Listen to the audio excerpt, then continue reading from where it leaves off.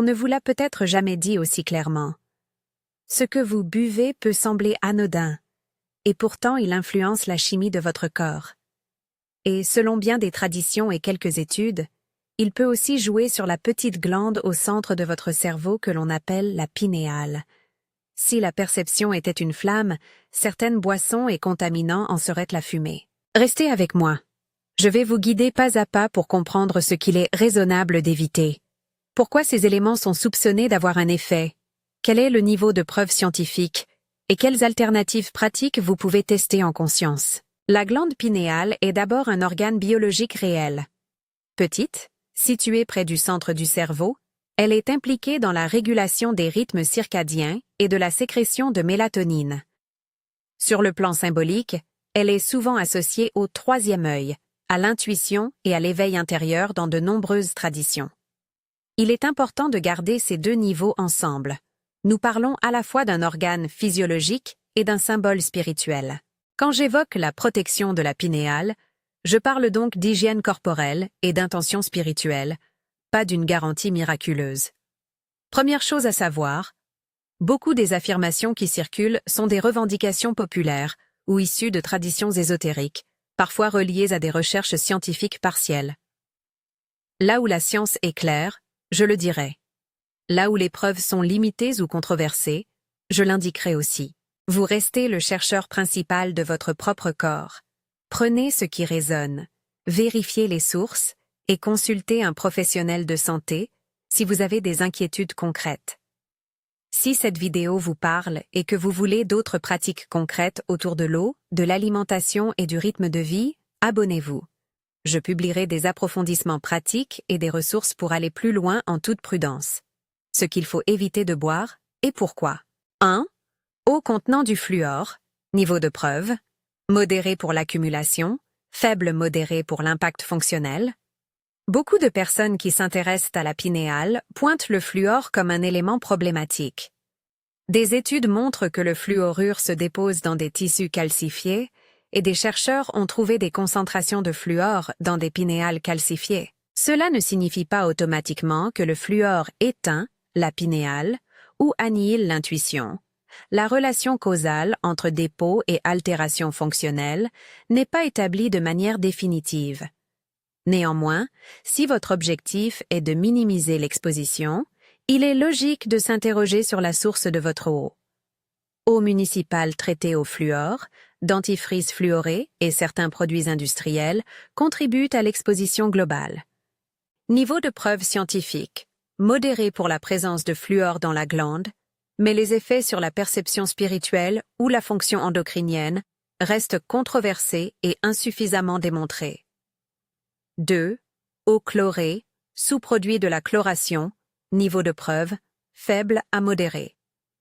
Le chlore est utilisé pour désinfecter l'eau, ses sous-produits, trihallométhane, etc., sont suspectés d'avoir des effets toxiques à long terme pour certains organes. Pour la pinéale, les preuves directes sont faibles. On parle surtout d'effets généraux liés à des sous-produits chimiques pouvant interagir avec la santé. Si vous buvez de l'eau du robinet fortement chlorée, l'odeur et le goût peuvent être des signaux pour chercher des options filtrées. Level de preuve, faible pour effet direct sur la pinéale, modéré pour risques sanitaires liés aux sous-produits. 3. Soda et boissons sucrées, niveau de preuve, modéré pour effet métabolique, faible pour effet direct sur la pinéale. Le sucre industriel et les boissons gazeuses contiennent souvent des quantités élevées de sucres ajoutés, d'acides, phosphoriques et d'additifs. Ces produits favorisent l'inflammation, perturbent la qualité du sommeil lorsqu'ils sont consommés le soir et peuvent altérer l'équilibre métabolique.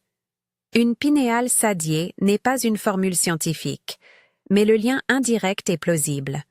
Une mauvaise hygiène métabolique influence vos rythmes biologiques et la sécrétion de mélatonine. Niveau de preuve, modéré pour l'impact métabolique global et le sommeil, faible pour un effet spécifique et direct sur la pinéale. 4. Boissons énergisantes. Niveau de preuve, faible à modéré. Haute teneur en caféine, en sucre et en additifs synthétiques. Ces boissons peuvent chambouler le cycle veille-sommeil, stimuler excessivement le système nerveux et, répétées, contribuer à une dysrégulation des rythmes. Leur effet sur la pinéale est indirect, via le sommeil et le stress. Certaines boissons énergétiques contiennent aussi ingrédients peu étudiés, dont l'effet chronique est mal connu. Niveau de preuve, faible à modéré pour un impact indirect via le sommeil et le système hormonal. 5. Alcool en excès, niveau de preuve, modéré. L'alcool perturbe la qualité du sommeil, modifie la production de mélatonine et peut avoir des effets neurotoxiques à long terme. Pour la pinéale, l'alcool agit surtout sur la régulation des rythmes et sur la chimie générale du cerveau. Réduire l'alcool ou le consommer avec modération est une mesure raisonnable pour qui veut favoriser un équilibre circadien sain. Niveau de preuve, modéré pour impact sur mélatonine et rythme du sommeil, lien direct avec la pinéale en tant que glande secondaire. 6. Excès de caféine. Niveau de preuve, modéré pour altération des rythmes, faible pour effet direct. Le café en petite quantité peut soutenir la vigilance, mais consommé en excès ou tard dans la journée, il retarde l'endormissement et perturbe la mélatonine. Si votre objectif est d'optimiser les rythmes jour-nuit et la qualité du sommeil, facteur clé pour la santé symbolique et physiologique de la pinéale, pensez à modérer la consommation, surtout après le milieu d'après-midi. Niveau de preuve, modéré pour effet sur le sommeil et la chronobiologie. 7. Eaux en bouteilles en plastique, microplastiques et perturbateurs endocriniens, niveau de preuve, faible à modéré. Les bouteilles en plastique peuvent libérer des composés, bisphénol, phtalates, lorsqu'elles sont chauffées ou vieillissantes. Des études suggèrent que certains de ces composés sont des perturbateurs endocriniens, susceptibles d'interférer avec les hormones. La pinéale est sensible aux signaux hormonaux. L'idée que réduire l'exposition aux perturbateurs endocriniens et protecteurs est plausible. Mais les preuves directes concernant la pinéale restent limitées. De plus, la présence de microplastiques dans l'eau embouteillée est aujourd'hui documentée. Leurs effets à long terme sont encore en cours d'étude. Niveau de preuve, faible à modéré pour risques endocriniens généraux, faible pour effets directs sur la pinéale. 8. Laits industriels riches en additifs, hormones, niveau de preuve, controversé. Certains laits industriels peuvent contenir traces d'hormones ou d'additifs selon les méthodes de production et le traitement. Pour la pinéale, l'enjeu évoqué est celui de l'exposition à des perturbateurs hormonaux qui, en théorie, pourraient modifier l'équilibre endocrinien. Les preuves sont mitigées et souvent dépendantes des standards agricoles locaux. Si vous êtes sensible à ce type de questions, privilégier des produits contrôlés, bio ou alternatives végétales peut être une voie à explorer. Niveau de preuve, controversé, limité, demande davantage d'investigation. 9. Eau contaminée par métaux lourds. Niveau de preuve, modéré pour neurotoxicité, variable pour la pinéale. Dans certaines zones, l'eau peut contenir plomb, mercure, aluminium ou autres éléments. Les métaux lourds sont connus pour leur neurotoxicité. L'aluminium est souvent cité dans les discussions sur la calcification de la pinéale, mais la science sur ce point est sujette à débat. Certaines études indiquent des corrélations, d'autres ne confirment pas un lien direct. Néanmoins, limiter l'exposition aux métaux lourds via une eau propre est une mesure de prudence raisonnable. Niveau de preuve, modéré pour la toxicité neurologique générale, controversé pour un effet exclusif sur la pinéale. 10. Boissons très acides ou fortement transformées. Niveau de preuve, faible. Alcool fort. Certaines boissons fermentées industrielles, jus très transformés peuvent contenir additifs, colorants et conservateurs qui ne favorisent pas un terrain biologique optimal. L'idée ici est pragmatique. Moins d'ingrédients synthétiques et moins de transformations chimiques, c'est souvent mieux pour l'équilibre général. Niveau de preuve, faible pour un effet spécifique, mais raisonnable pour une approche hygiéniste globale. Ce qu'il faut retenir sur les preuves, pour beaucoup de ces éléments, il existe des indices, des études partielles, des considérations toxicologiques ou des observations issues de traditions.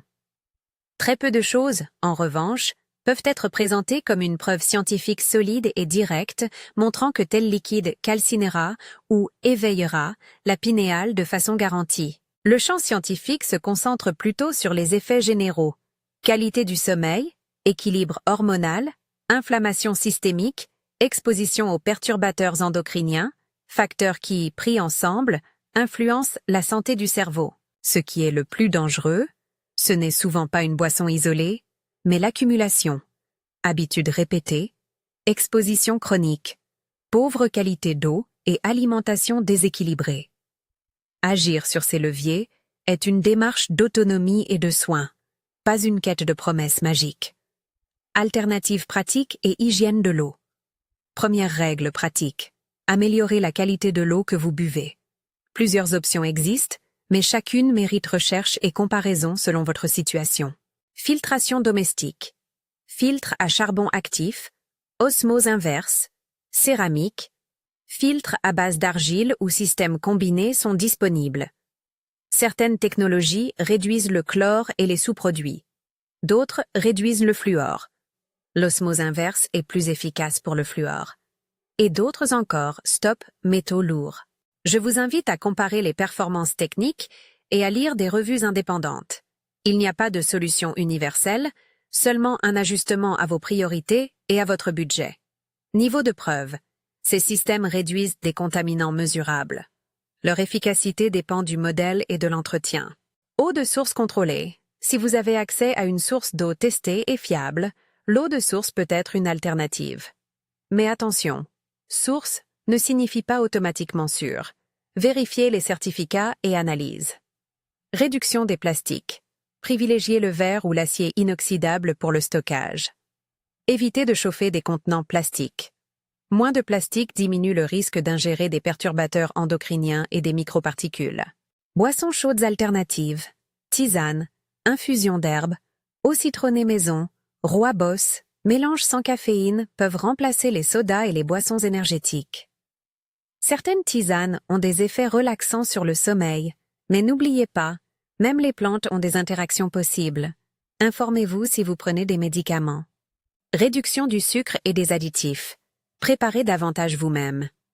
Les infusions d'agrumes, l'eau aromatisée maison, les eaux minérales naturelles, bien choisies, sont des manières simples de limiter l'apport industriel en sucre et conservateurs.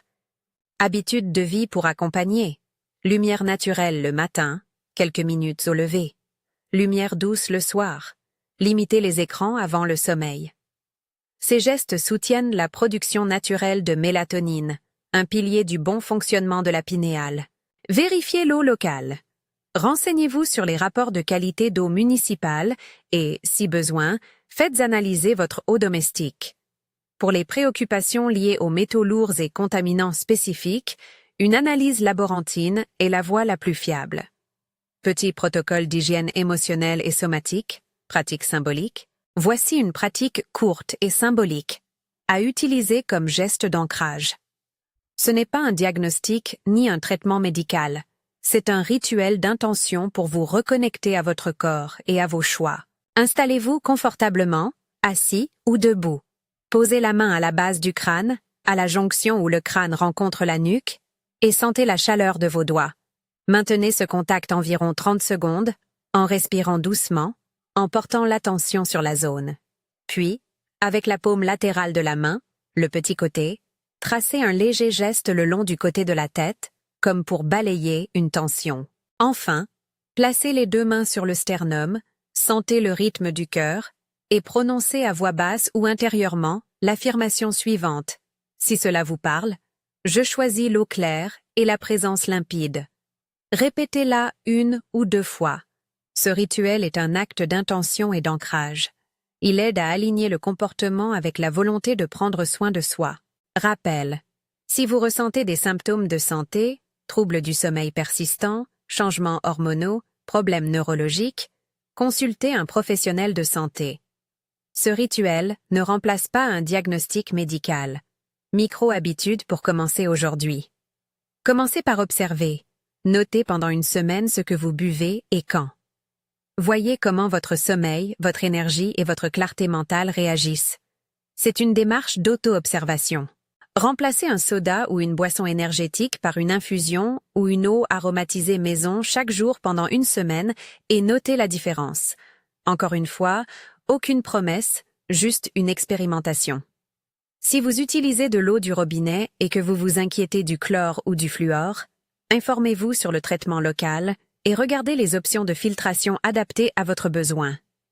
Investissez dans la qualité de l'eau comme vous investiriez dans la qualité de l'air chez vous.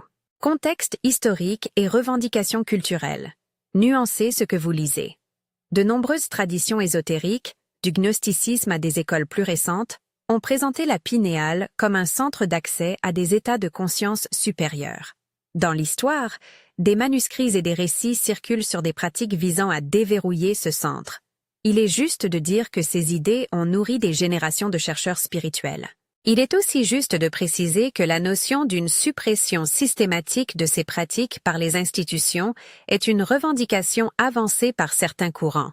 Elle doit être comprise comme une interprétation historique et idéologique, pas comme un fait unanimement documenté. On peut s'inspirer de ces récits sans les prendre pour des preuves scientifiques. Ils constituent un héritage symbolique qui enrichit une démarche personnelle d'éveil et non une feuille de route médicale. Quelques mises en garde essentielles, ne promettez rien, ni à vous, ni aux autres. Aucune boisson seule ne garantit l'éveil, ni la fermeture de votre perception. Les améliorations que vous pourriez ressentir viennent souvent de la somme d'habitudes. Meilleure hydratation, moins de sucre, meilleur sommeil. Évitez de tomber dans l'alarmisme. Le but ici est la responsabilisation progressive. Éliminer radicalement tous les éléments suspects du jour au lendemain peut être inutilement stressant. Faites des changements mesurés. Consultez un professionnel. Si vous avez des problèmes endocriniens, des troubles du sommeil persistants ou des raisons médicales de craindre une exposition, adressez-vous à un médecin, endocrinologue ou spécialiste de l'environnement.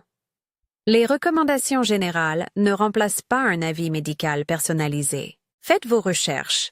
Lorsque je dis niveau de preuve faible, cela signifie que la donnée existe, mais est limitée ou conflictuelle.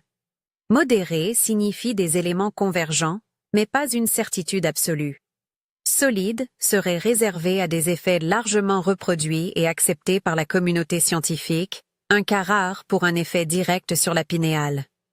En résumé, ce que vous buvez compte, non comme formule magique, mais comme influence cumulée sur votre chimie, votre sommeil et votre aptitude à vivre une présence consciente. Réduire l'exposition aux fluorifères où elle vous inquiète, limiter les sodas et boissons énergétiques, modérer l'alcool, éviter le plastique chauffé, privilégier une eau de qualité et adopter des rituels de soins du rythme jour-nuit sont des gestes cohérents avec l'intention de protéger la pinéale, au sens d'un soin holistique du corps et de l'esprit. Je vous invite à expérimenter avec conscience. Testez un changement simple cette semaine. Remplacez une boisson industrielle par une infusion maison ou une eau filtrée et observez comment vous vous sentez au bout de quelques jours. Utilisez le rituel somatique pour ancrer votre intention. Si vous avez essayé une modification de vos habitudes et observé quelque chose, léger ou profond, écrivez « reconnaissance » dans les commentaires et partagez votre expérience. Vos retours aident la communauté. Si vous voulez des dossiers techniques sur les filtres, des études résumées ou des recettes d'infusion sans caféine, dites-le en commentaire et je préparerai des ressources vérifiées. Pour conclure, protéger la pinéale n'est pas une bataille contre une institution mystérieuse, c'est une pratique quotidienne de soins. Choisir une eau plus propre, réduire le sucre industriel, mieux dormir et cultiver une présence intérieure. C'est une action d'autonomie, progressive et responsable.